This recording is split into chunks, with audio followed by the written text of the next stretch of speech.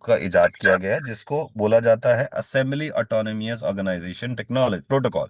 This is not the technology, this is a protocol. Because blockchain के ऊपर अगर हम कोई भी चीज डेवलप करते हैं, या कोई नया टेक्नोलॉजी को, या किसी नए टर्म को, या किसी नए प्रोटोकॉल को लाइव करते हैं, तो सबसे पहले वो प्रोटोकॉल कहलाता है, ना कि टेक्नोलॉजी कहलाती है। बिकॉज टेक्नोलॉजी का काम है ब्लॉकचेन को सर्विस देना, ना कि स्मार्ट कॉन्ट्रैक्ट को सर्विस देना, सबसे पहली बात। दूसरी बात, यहाँ पे असेंबली लैंग्वेज, असेंबली प्रोटोकॉल का यूज इसीलिए किया गया है बिकॉज आप सभी ने सुना होगा, मार्केट में अभी कुछ टाइम पहले बिटकॉइन के ऊपर स्मार्ट कॉन्ट्रैक्ट बनना शुरू हुए थे, और वो स्मार्ट कॉन्ट्रैक्ट मार्केट के अंदर लिस्ट भी हुए, बहुत सारे लोगों ने उसमें अर्निंग्स भी की, और बहुत सारे लोगों ने उसमें काम भी किया। बट समहाउ वो टोकन्स या वो टेक्नोलॉजी उस लेवल पे एनहेंस नहीं हो पाई, बिकॉज लोगों को समझ में ही नहीं आया कि उसको किस तरीके से मार्केट में अडॉप्ट किया जाए। The reason behind this, because वो टेक्नोलॉजी, वो smart contract assembly autonomous protocol पे काम कर रहे थे, मतलब एएएफ पे काम कर रहे थे, ऑटोनोमी असेंबली ऑटोनोमियस फाइनेंस पे वो लोग काम कर रहे थे। बट उसी टाइम से पूरे मार्केट में जितनी भी डेवलपमेंट कम्युनिटी है, बिकॉज आप सभी को पता है सबसे पहले मार्केट के अंदर बिटकॉइन आया, ठीक है।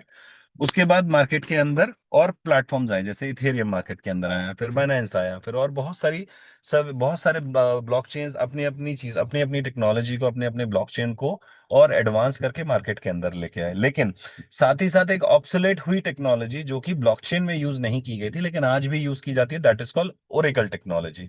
ओरेकल को लेकर भी मार्केट में बहुत सारे ब्लॉकचेन्स मार्केट में क्रिएट किए गए। इवन उसको मर्ज करके भी बहुत सारे प्लेटफॉर्म्स को मार्केट में लॉन्च किया गया।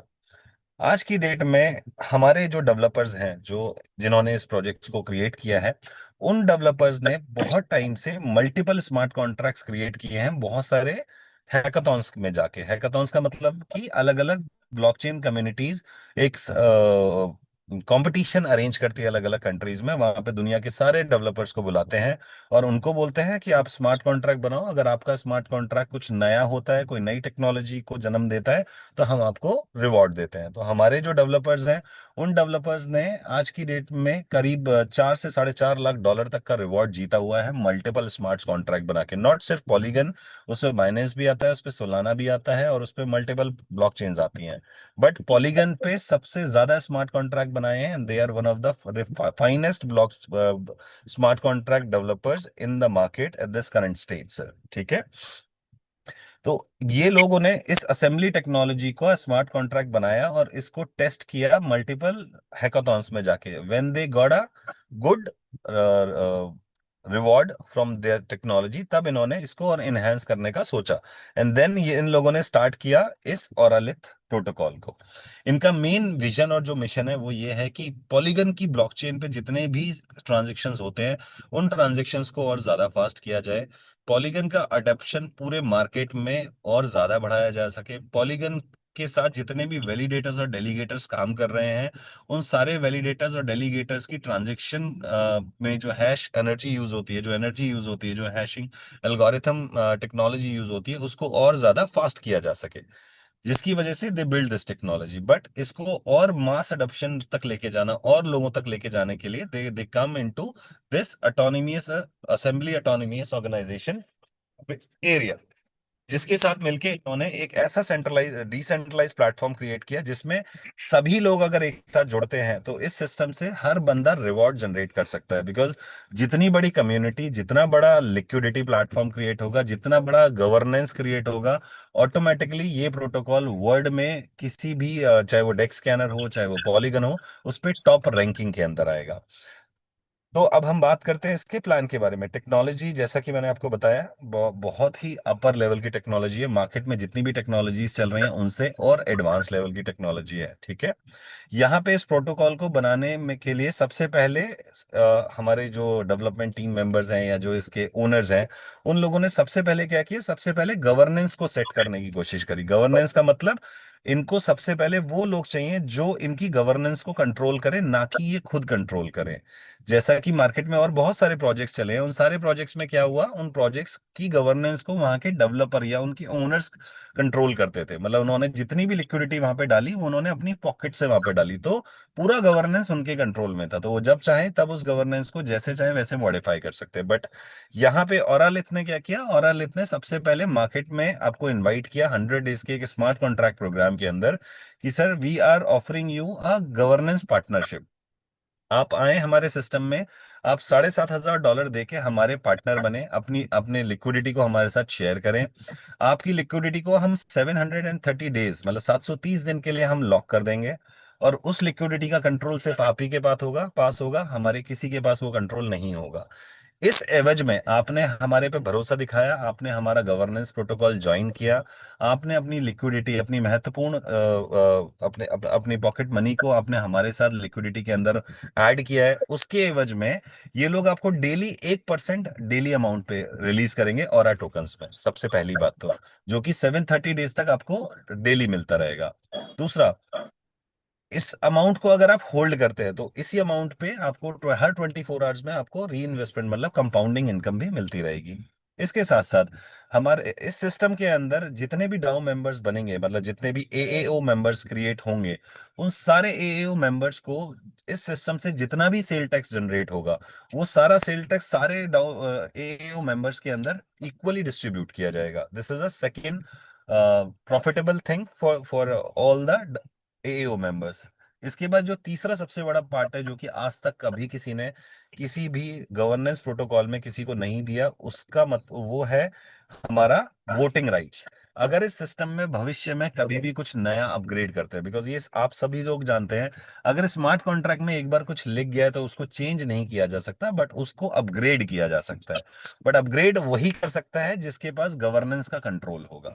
और गवर्नेंस का कंट्रोल यहाँ पे इन लोगों ने उन 150 लोगों के हाथ में दिया है, जो कि अलग अलग लिक्विडिटी इसके अंदर ऐड कर रहे हैं अलग अलग वॉलेट से। ठीक है। अब यहाँ पे अगर कोई भी प्रपोजल मार्केट के अंदर आता है और हमारे जो डेवलपर कम्युनिटी है, हमारे कंपनी के जो ओनर्स हैं, वो मार्केट में आपसे पूछते हैं, सर क्या हमें ये करना चाहिए, अगर हम इसे ऐसा करते हैं तो हमें इससे ये फायदा होगा। ये मैं आपको एक एग्जांपल दे रहा हूँ, ठीक है।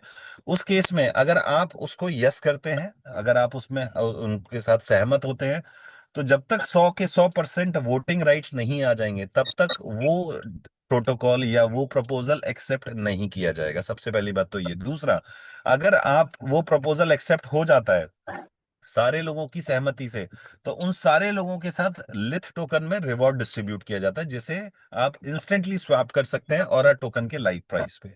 और लिथ टोकन भी आपका बर्न हो जाएगा इंस्टेंटली 100%। और जैसे ही आप उसे स्वैप करके ऑरा टोकन को सेल करेंगे, तो जो भी ऑरा टोकन सेल होगा वो टोकन भी 100% बर्न हो जाएगा। मतलब सिस्टम के अंदर वो क्लैरिटी सारे स्मार्ट कॉन्ट्रैक्ट के अंदर सब कुछ अवेलेबल होगा जब ये स्मार्ट कॉन्ट्रैक्ट लाइव होगा, जिसे आप अच्छे तरीके से देख पाएंगे। तो कहने का मतलब, सिस्टम ने पहले ही आपको बता दिया कि सर हम चोरी करने नहीं आए हैं, सर हम चाहते हैं हमारा सिस्टम एक गवर्नेंस प्रोटोकॉल के साथ लॉन्ग टर्म तक चले।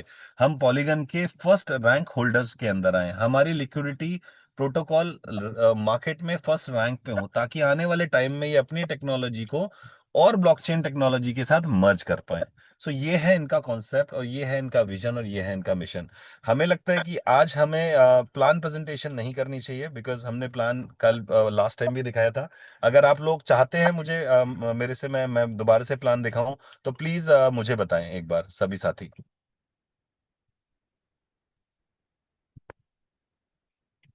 आरपी शर्मा जी, ओके, कहने का मतलब सभी लोग चाहते हैं कि हम लोग प्लान को आगे दिखाएं। ठीक है, मैं प्लान दिखाना शुरू करता हूं। तो जैसा कि आपको यहाँ पे दिखाई दे रहा है, ये हमारा जो हम लोग सिर्फ प्लान पे बात करते हैं because this document is too long. और इस डॉक्यूमेंट को अगर हमने अभी एक्सप्लेन करना शुरू किया, तो I think might be it takes हमें 1 से 1.5 घंटा लग जाएगा। तो हम बात करते हैं सबसे पहले हम अपने प्लान के ऊपर। तो प्लान आ गया हमारा, 1 मिनट दीजिएगा मुझे। Yes, this is our plan. तो प्लान की बात करें तो हमारे सिस्टम के अंदर सबसे पहले दो ऑप्शंस हैं। सबसे पहला है टोकन फोर्ज, और दूसरा ऑप्शन है हमारा बॉन्ड बॉन्ड फोर्ज। अब यहाँ पे जो बात है सर, देखिए जितने भी मार्केट में अभी तक प्रोजेक्ट्स आए हैं, उन प्रोजेक्ट से ये प्रोजेक्ट अलग क्यों है, हम साथ साथ इसकी भी बात करते हुए चलेंगे। जितने भी प्रोजेक्ट्स अभी मार्केट में आए हैं उन सारे प्रोजेक्ट्स में सबसे मेन चीज क्या है, आपने फंड को ऐड किया, स्टेक किया, और वो ऑटोमेटिकली वो फंड आपका टोकन्स के रूप में स्टेक हो गया। बट यहाँ पे आपका जो फंड है वो टोकन में स्टेक नहीं होता है। यहाँ पे सबसे पहले एक प्रिज्म बाय होता है। प्रिज्म का मतलब प्रिज्म एनएफटी बाय होता है, ठीक है। जैसे ही प्रिज्म एनएफटी बाय होता है, उस प्रिज्म एनएफटी के कनेक्शन में उतने अमाउंट के ऑरा ऑटोमेटिकली उस प्रिज्म के साथ स्टेक हो जाते हैं, ठीक है। तो यहाँ पे टोकन डायरेक्टली स्टेक नहीं होता, यहाँ पे आपका प्रिज्म एनएफटी स्टेक होता है। प्रिज्म एनएफटी एक बहुत पुरानी टेक्नोलॉजी है जिसको यहाँ पे मार्केट में और पॉपुलर करने के लिए असेंबली फाइनेंस के साथ क्लब किया गया है, ताकि इस टेक्नोलॉजी को और इस न्यू कॉन्सेप्ट को मार्केट में एनएफटी इकोसिस्टम के साथ फ्यूचर में आगे ऐड किया जाए। इवन दो अगर हम देखते हैं तो इस प्रोजेक्ट का मेन रूपरेखा डिसेंट्रलाइज फाइनेंस है, बट इस प्लेटफॉर्म की मेन कोर कॉन्सेप्ट जो है वो गेमिंग कम्युनिटी को और फाइनेंस कम्युनिटी को मर्ज करना है, ठीक है। यहाँ पे सबसे पहले अगर हम बात करते तो हमारे इस सिस्टम के अंदर फ्लेक्सिबल स्टेकिंग का ऑप्शन दिया है हमारे सारे लोगों को, ताकि आप सभी लोग जब प्लेटफॉर्म लाइव होगा, जब ओनर्स इस प्लेटफॉर्म को लाइव करेंगे, तब आप सबसे पहले इसमें आके एक छोटे अमाउंट से भी टेस्टिंग कर सकते हैं। तो फ्लेक्सिबल स्टेकिंग 24 आवर्स की है। 24 आवर्स में आपको 0.3% डेली मिलता है। जैसे ही आपका 24 आवर्स कंप्लीट हो जाता है, आपका अमाउंट अनस्टेक हो जाता है और आप उसे कभी भी क्लेम कर सकते हैं। सबसे पहली बात, अगर आप उसे क्लेम नहीं करते हैं, वहां रहन देते हैं, तब भी आपके पास 0.3% आता रहेगा, जब तक आप उसे अनस्टेक नहीं, अनक्लेम नहीं करेंगे। उसके बाद अगला यहाँ 40 डेज के लिए है, जिसमें आपको 0.4% मिलता है। 85 डेज के लिए आपको 0.6, 190 डेज के लिए 0.8, 365 डेज के लिए 0.9% डेली, और 730 डेज के लिए आपको 1% डेली यहाँ पे क्रिएट आपको ल्यूमेंस मिलता है, मतलब डेली आरओआई आपके पास आती है। अगर आप इस आरओआई को भी अगर 24 आवर्स के लिए होल्ड करते हैं तो आपको कंपाउंडिंग इंटरेस्ट भी जनरेट होता है, जिसे आप कभी भी विड्रॉ कर सकते हैं। अब यहाँ पे दूसरा ऑप्शन है आपके पास बॉन्ड्स फोर्ज। यहाँ पे अभी आप जितने भी जितने भी एनएफटी स्टेक करते हो, यहाँ पे आपको डायरेक्टली ऑरा टोकन्स की जरूरत पड़ती है, ठीक है।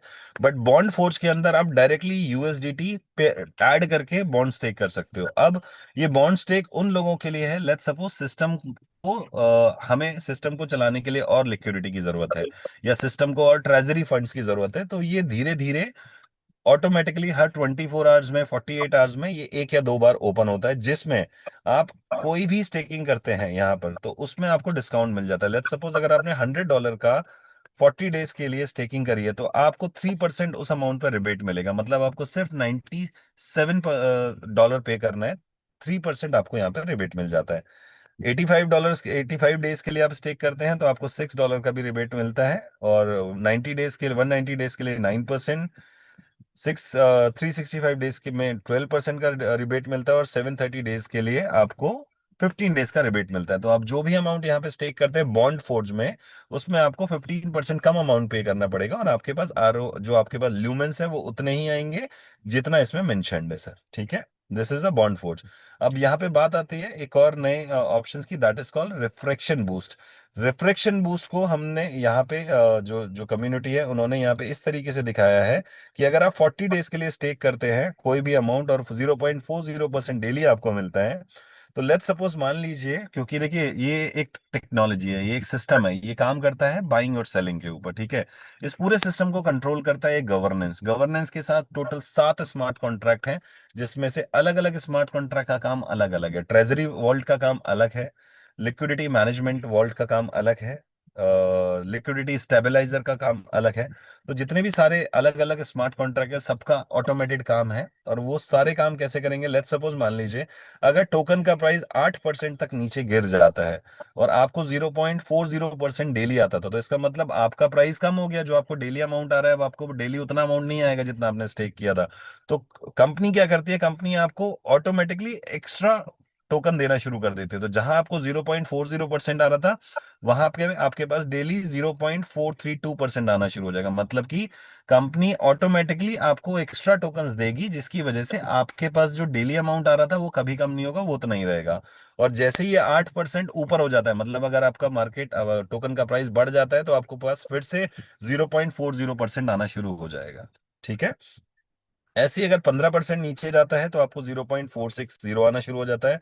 25% से भी अगर ब्लो होता है तो 20% का यहाँ कैप है, जिसमें आपके पास 0.480% डेली आना शुरू हो जाता है।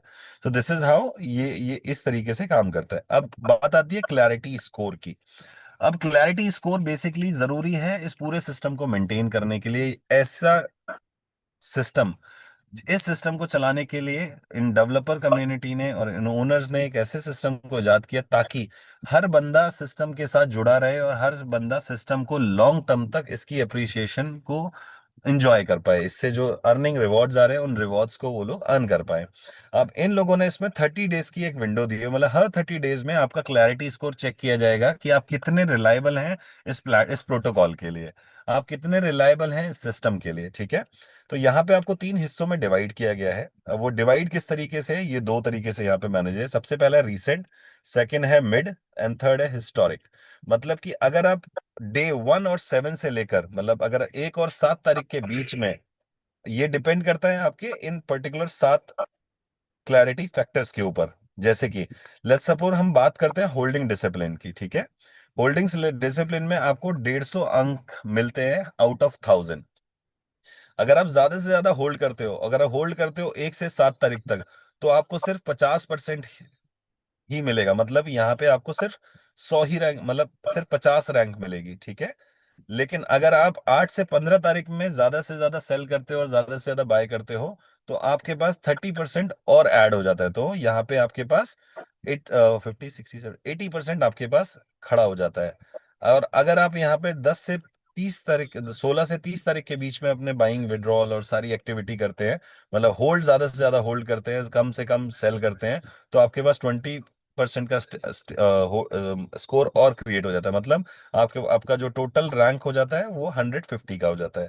ऐसे ही यहाँ पे स्टिलनेस है, रिकमिटमेंट है, न्यू लाइट है। इसके लिए सारी चीजें यहाँ पे आपको मेंशन की गई है। व्हाट इज होल्डिंग डिसिप्लिन, ये कैसे काम करता है और इसे कैसे बढ़ाया जा सकता है, स्टिलनेस कैसे काम करेगी, इसके लिए सारी चीजें हमें यहाँ पे मेंशन की गई हैं। मैं सभी भाइयों से अनुरोध करूंगा कम समय के अनुभव की वजह से कि आप सभी लोग इसे पढ़ें। और अगर अगर आपके कोई भी क्वेश्चंस होते हैं तो हम उन नेक्स्ट जूम मीटिंग्स में उन सभी क्वेश्चंस के आंसर भी देंगे।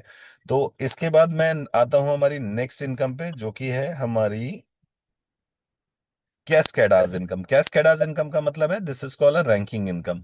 अब यहाँ पे हमें उस रैंक की जरूरत पड़ती है जिस रैंक की बात हमने ऊपर की थी। ठीक है। अब हम रैंक की अगर बात करते हैं तो सबसे पहली हमारी रैंक है गेमर रैंक, जिसमें हमें $100 का सेल्फ स्टेकिंग चाहिए होता है। $100 का हमारा टीम बिजनेस होना चाहिए। हमारे पास एक डायरेक्ट होना चाहिए और यहाँ पे हमें कोई भी क्लैरिटी स्कोर नहीं चाहिए। अगर आपका 0 क्लैरिटी स्कोर भी है तब भी आपको 10% मिलेगा। ये सब कुछ ऑटोमेटेड सिस्टम पे काम करेगा। सेकंड रैंक है हमारी $200 की, जिसमें $3000 का हमारा बिजनेस। दो हमारे डायरेक्ट होने चाहिए। यहाँ पे भी हमें कोई क्लैरिटी रैंक की जरूरत नहीं है, स्कोर की जरूरत नहीं है। और यहाँ पे हमें 20% शेयर रिसीव होता है। हमारी थर्ड रैंक पे $500 की हमारी खुद की स्टेकिंग, $10,000 का हमारा बिजनेस, तीन डायरेक्ट, और मिनिमम $100 का स्कोर हमारा होना जरूरी है, तभी हमें 30% मिलेगा।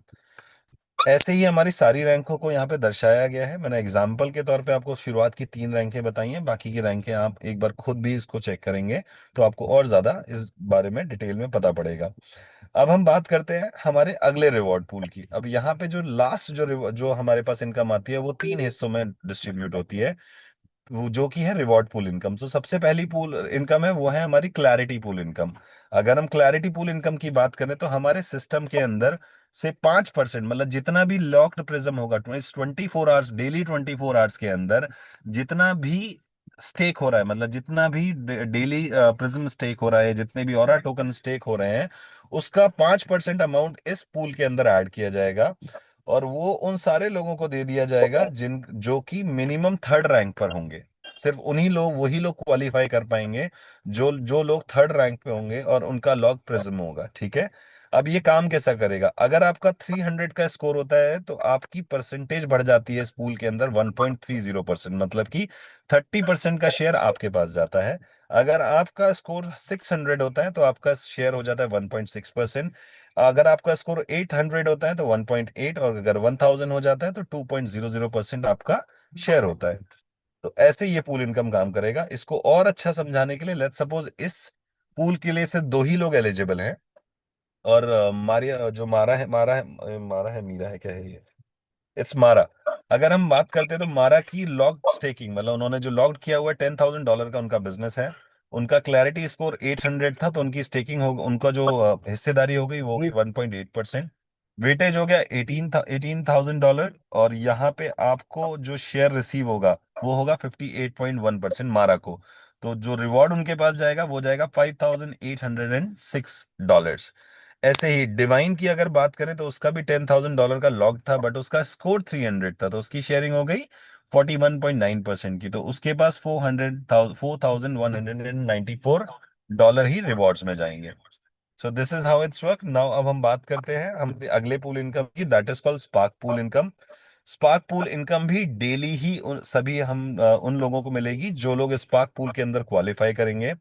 अब ये डेली स्पार्क पूल इनकम में आपको 2% आपके पास डेली आता है। ये आता है लूमेन ब्रिज फी, मतलब कि जो भी आप ROI वॉलेट है आपका, उसका जो ब्रिज है जहां से आप उसे उठा के टर्बो स्वैप में शिफ्ट करेंगे, वहां पे 2% अमाउंट इन पूल इनकम के अंदर डाला जाता है। और ये पूल इनकम टॉप 11 लोगों को दिया जाता है जिनकी मिनिमम होल्डिंग जो रहेगी वो $100 लॉक्ड रहेगा उनके सिस्टम में। तभी उन 11 लोगों को, और इससे जिनकी $100 की मिनिमम होगी और मैक्सिमम जिससे ज्यादा से ज्यादा लोगों की होगी, उन्हीं टॉप 11 लोगों को ये इक्वली डिस्ट्रीब्यूट कर दिया जाता है हर 24 आवर्स में। यहाँ पे तीसरी पूल इनकम है बीकन पूल इनकम। ये है 30 डेज की। ये हमारे लिए सबसे महत्वपूर्ण इनकम है, बिकॉज ये इनकम जिनके बारे में मैंने आपको बताया, ये इनकम अभी तक किसी भी प्लेटफॉर्म में नहीं रही है। तो कहने का मतलब हमारे जो ये सिस्टम है, हमारे जो डेवलपर्स हैं, हमारे जो ओनर्स हैं, उन लोगों ने इस सिस्टम को इस तरीके से डिजाइन किया है कि लोग यहाँ पे लॉन्ग टर्म तक रिवॉर्ड्स प्राप्त करते रहे।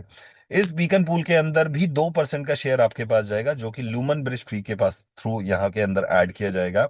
30 डेज की विंडो रहेगी, और इसमें टोटल टॉप 21 लोगों को ही ये पैसा डिवाइड होगा। अब ये डिवाइड होगा कैसे? जो फर्स्ट प्लेस पे रिसीव होगा, मतलब जो टॉप विंडोज रहेंगी, मतलब जो टॉप 30 लोग होंगे जिनके पास ज्यादा से ज्यादा होल्डिंग्स होंगी, जिनके पास ज्यादा से ज्यादा नंबर ऑफ बीकन्स होंगे, उनके थ्रू उसमें सबसे पहले बंदे को, जिसका सबसे टॉप रैंक होगा, उस बंदे को 30% अमाउंट डिस्ट्रीब्यूट हो जाएगा। और जो बाकी 20 लोग रहेंगे, उन 20 लोगों के साथ 70% अमाउंट को स्प्लिट कर दिया जाएगा equally. So this is the another income. अब हम बात करते हैं अपने सिस्टम में। हमारे सिस्टम में दो वॉल्ट है। तो जो पहला वॉल्ट है वो है कोर वॉल्ट, जिसमें हमारी प्रिज्म इनकम, जिसे हम ग्लो बोलते हैं, वो डेली उसी के अंदर आएगा। दूसरा हमारा स्पेक्ट्रम वॉल्ट। इस स्पेक्ट्रम वॉल्ट में हमारी pool income, rewards income, ranking income, सारी इनकम हमारी इस सिस्टम के अंदर आती है। इसके बाद हम बात करते हैं एग्जिट पाथ। अब हम अगर एग्जिट पाथ की बात करते हैं तो हमारा दिस इज द वॉल्ट, जो हमने दो वॉल्ट दिखाए हैं, वहां से सबसे पहले आपको अपना जो अमाउंट है, जो भी आपके ऑरा टोकन्स हैं, वो आपको लूमन ब्रिज से थ्रेश होल्ड के अंदर ट्रांसफर करने पड़ते हैं। जब आप ट्रांसफर करते हैं, आपको 25%, अगर आप इंस्टेंट निकालते हैं, अब यहाँ पे भी ऑप्शन है, अगर आपको इंस्टेंट अपना पैसा निकालना है तो आपको 25% का फी देना पड़ता है। अगर आप 10 डेज के टेन्योर में अपना पैसा निकालते हैं तो आपको 20% अमाउंट देना पड़ता है फीस के रूप में। अगर आप 20 डेज में निकालते हैं तो 15%, 30 डेज में निकालते हैं तो 10%, और 60 डेज में निकालते हैं तो सिर्फ आपके सिस्टम आपके अमाउंट में से 5% का ही डिडक्शन होता है। डिडक्शन भी डायरेक्टली नहीं होगा। लेट्स सपोज अगर हम $100 निकालते हैं 60 डेज के अंतराल में, तो हमें $100 का सिर्फ $5 हमें फी पे करनी पड़ती है, और हमारा $100 ऑटोमेटिकली हमारे थ्रेश होल्ड के अंदर आ जाता है। अब यहाँ से इस अमाउंट को अगर हम चाहे तो P2P भी कर सकते हैं, और अगर हमें P2P नहीं करना और अगर ये अमाउंट हमें हमारे वॉलेट में डॉलर्स की फॉर्म में चाहिएगा, तो इसके लिए हमें यहाँ पे एक सेल टैक्स पे करना पड़ता है, जो कि अभी जनरली और सिस्टम्स में 5% है। मुझे नहीं पता यहाँ पे वो 6% है, 7% है, 8% है, कितना भी, क्योंकि जब वो सिस्टम लाइव होगा वो तभी पता पड़ेगा, बट मिनिमम 5% तो है ही है सर, ठीक है। तो जैसे ही वो हम अमाउंट हम डालेंगे यहाँ पे, उसमें हमें उतना ही अमाउंट, जैसे अगर हमने $100 के ऑरा निकाल रहे हैं, तो हमें $100 यहाँ पे होल्ड करने पड़ेंगे 24 आवर्स में। और 24 आवर्स में हमारे $100 के 100 ऑरा हमारे पास आ जाएंगे, 5% की डिडक्शन होगी, और सारा अमाउंट आपके पास डॉलर्स में कन्वर्ट हो जाएगा। इसे आप बिना सेल टैक्स कटवाए भी आप मार्केट में P2P कर सकते हैं। सो ये है हमारा पूरा और सिस्टम। बाकी इसके अलावा अगर हमारे किसी भी साथी का अगर कोई क्वेश्चन है, please raise your hand, then हम उसके बारे में बात करते हैं सर।